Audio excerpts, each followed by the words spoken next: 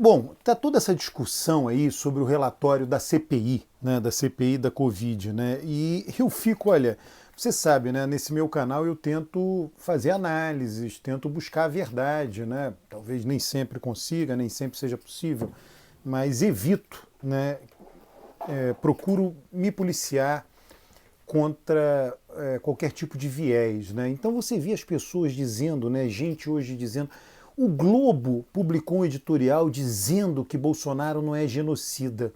Aí os senadores leram o editorial e decidiram tirar essa acusação contra Bolsonaro. Olha, numa boa, né? Você realmente acha que um editorial de um jornal iria fazer os senadores mudar de ideia? Os senadores não estão nem aí. Não é o Globo, New York Times, não importa o editorial. O senador tem a vida dele, tem os eleitores dele, do estado dele, tem as negociações entre os senadores. Estão nem aí para editorial de nenhum jornal. Enfim, se botaram ou não botaram, você nem sabe. De repente o senador Renan resolveu lá botar genocida para barganhar aquilo com outros senadores, né? Ninguém nem sabe, as pessoas ficam dando chute. Olha, eu quando vejo coisas desse tipo, olha, eu fico muito chateado. Né? Isso funciona como uma espécie praticamente de fake news. Né? Você passa a ter uma visão distorcida da lógica da política, não ajuda em nada a analisar a política. Você acredita que os senadores iam numa direção, aí teve uma mágica, basicamente uma mágica. Um editorial saiu com um determinado título e eles mudaram de direção. É quase que uma mágica. Você vai para um teatro, vê um mágico fazendo uma mágica, foi o que aconteceu. Não é assim. As coisas são muito mais complexas, né? Você está vendo aí o que está acontecendo na CPI? Os senadores estão praticamente virando vereadores. O senador Omar Aziz, que é o indiciamento do governador do Amazonas. E por que não de Santa Catarina? Por que não? Olha só o nível, né, do provincianismo, né? Então as pessoas acham que eles estão lá, que os senadores, né, não tem mais o que fazer e ficaram lendo editoriais e se deixando influenciar por editoriais. Olha, lamento que esse tipo de análise floresça por aí. Vamos aqui fazer uma breve discussão, né? Muito breve, eu não sou especialista, tem textos e mais textos sobre o assunto. Eu resgatei aqui um que eu acho que é muito importante, tá? Muito interessante. Né? Tem nesse livro aqui, né? Muito recomendo o livro do Jared Diamond, O Terceiro Chimpanzé. Em algum momento ele discute, né, a noção de genocídio. É muito legal o livro. Não sei qual capítulo aqui, o capítulo em preto e branco, tá? Capítulo 16 do livro em preto e branco. Ele tem um mapa que ele diz alguns genocídios que aconteceram, tá? Tem entre 1400 aqui, o primeiro mapa, os genocídios no mundo, ele põe o local, né, põe o número de mortes, 1492 e 1900, depois entre 1900 e 1950, depois entre 1950 e 1990. Aqui ele coloca que no Brasil os índios foram vítimas de genocídio do governo brasileiro, governo militar, não só, né, entre 1957 e 1968. Tá? Os paraguaios os índios no Paraguai foram vítimas também do genocídio na década de 70. E eu vou pegar aqui algumas passagens muito interessantes para a gente refletir.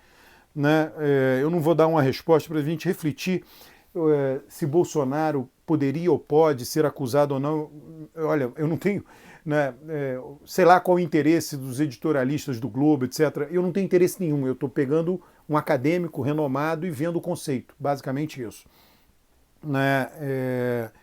Ele vai dizer que esses mapas, né, esses mapas de genocídio que ele diz, olha, levantam a questão para a qual não há resposta. Como definir o genocídio? Ele diz, não tem uma resposta para isso. Etimologicamente, a palavra designa aniquilamento de grupo humano, genocídio. A raiz grega genus significa raça e a raiz latina sídio significa matar, como em suicídio, infanticídio, né? As vítimas devem ser escolhidas por pertencerem a um determinado grupo, independentemente de seus indivíduos terem ou não feito algo que provocasse o seu assassinato. Quanto à característica que define o grupo, ela pode ser racial, né? Os brancos australianos massacraram os tasmanianos negros. Elas podem ser nacional, né? Os russos mataram os oficiais poloneses em Katyn, russos brancos, em 1940. Ela pode ser étnica, né? Os Hutus e Tutsis, grupos africanos que massacraram uns aos outros em Ruanda e no Burundi, nos anos 60 e 70. Ela pode ser religiosa, muçulmanos e cristãos se enfrentaram no Líbano em décadas recentes. Ela pode ser política. O Khmer Vermelho dizimou seus compatriotas cambojanos entre 75 e 79. Né? Quantas mortes são necessárias para que um massacre seja considerado um genocídio em vez de um homicídio? É uma questão arbitrária, diz o Jared Diamond. Os australianos mataram todos os 5.000 tasmanianos, mataram todos os 5.000 tasmanianos, e os colonos americanos mataram os últimos 70 índios Susquehanna em 1763. Né? Tinham só 70 índios, eles foram lá e mataram, foi um genocídio. Né? Será que o pequeno número de vítimas disponíveis desqualifica essas mortes como genocidas, apesar da totalidade do extermínio? Mataram um povo inteiro, eram poucos. O genocídio é só aquele feito por governos ou atos isolados também contam? O sociólogo Irving Horowitz distinguiu o ato isolado como homicídio e definiu o genocídio como a destruição sistemática e estrutural de gente inocente por um aparelho burocrático de Estados. Enfim, então é uma discussão, né? É uma discussão que, do ponto de vista, se você for buscar o rigor, né? E ele continua aqui, né? Eu não vou ficar me estendendo, né? De novo, está no capítulo 16, o título do capítulo em preto e branco do livro, recomendo fortemente, o livro é absolutamente brilhante, O Terceiro Chimpanzé, de Jared Diamond. Né? Nós somos, tá? Só para adiantar, não é spoiler, enfim, você vai... Né? Nós somos o terceiro chimpanzé, né? O ser humano. Né? Isso, inclusive, está sugerido até na própria capa do livro. Né? Então, eu estou tentando trazer um debate aqui de uma maneira mais analítica. Né? Então, já que ele diz que é praticamente impossível, então dizer se Bolsonaro é genocida ou não é basicamente uma discussão política, né? E não uma discussão analítica. E eu acho até que é uma discussão política, e aí a gente sabe que diz respeito a um grupo pequeno, né? a um grupo, sei lá, de formadores de opinião, tuiteiros, né? A sociedade brasileira como um todo, ela não está envolvida nessa discussão. Eu até, quando busco, né, e sempre procuro, né, o rigor conceitual, as pessoas dizem, governo fascista, fascista. Olha, eu acho um absurdo dizer que o governo é fascista num país em que há uma baita divisão de poderes. Todos os governos fascistas foram governos francamente ditatoriais. Eu até lamento que alguns colegas meus de profissão se refiram ao governo Bolsonaro como um governo fascista. Só que eles não se referem aos governos ditatoriais do regime militar como governos fascistas. Tem alguma coisa de errado. Perdão. Tem alguma coisa de errado, né? Como é que os militares que estavam numa ditadura não eram fascistas e Bolsonaro operando numa democracia fascista?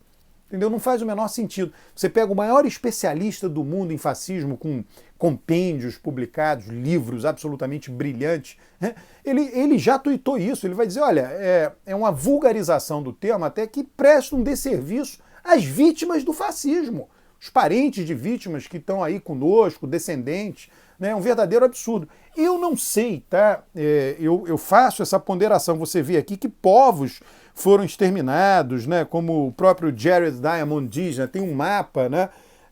Dos genocídios, né? Por mais difícil que seja conceituar isso, eu fico perguntando se é possível realmente caracterizar do ponto de vista analítico. De novo, não estou aqui fazendo disputa política, não sou editorialista de nenhum jornal, não vem ao caso, nem senador, nem nada disso. Eu estou querendo trazer para você uma discussão mais analítica. Se é possível caracterizar num país que tem uma divisão de poderes como nós temos, né? O que aconteceu foram muitas mortes, mas o que aconteceu como algo, como sendo um genocídio, eu acho que é uma discussão em aberto. Tá? Não é algo fácil. Você talvez, aquelas pessoas mais radicalizadas politicamente, talvez tenha uma resposta fácil. Né? Uma pessoa radicalizada politicamente anti-Bolsonaro vai dizer, não, ele é genocida, acabou.